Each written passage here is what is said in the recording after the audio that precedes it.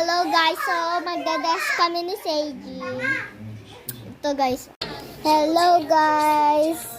So andito si Seiji naman kasi ginulo niya guys. So magpapakta guys. May nag-order ng mga ano. So nalagay natin dito.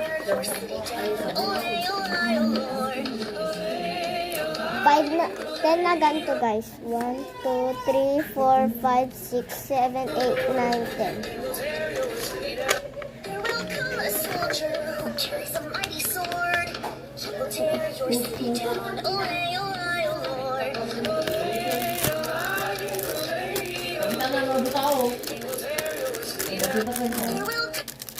Tapos dito. 5 naman na ganito.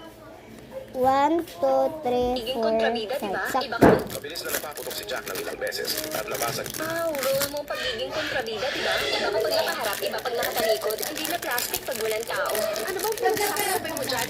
Naka 719 points ka. Ikaw talaga.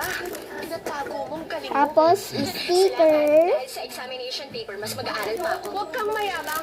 Feeling mo, porket mataas ang grades mo, kaya mo na akong palitan? Sasabihin ko sa'yo, ako ang babaeng anak sa puso ni na mama. Ang mga kapatid ko, kampi din sa akin lahat.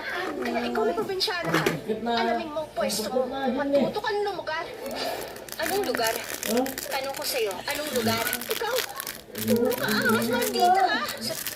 Rule mo pagiging kontrabida, diba? Iba kapag nakaharap, Tapos, iba may hindi na free siya, guys. Ano bang pinagsasabi? May free siyang bracelet. 719 points ka. Ikaw talaga. Natago ang galing mo. Ito, guys. Salamat. Dahil sa examination paper, mas mag-aaral. Mabilis na napaputok si Jack ng Rule mo. Mabilis na napaputok si Jack ng ilang beses at nabasag ang tubo ng bakal.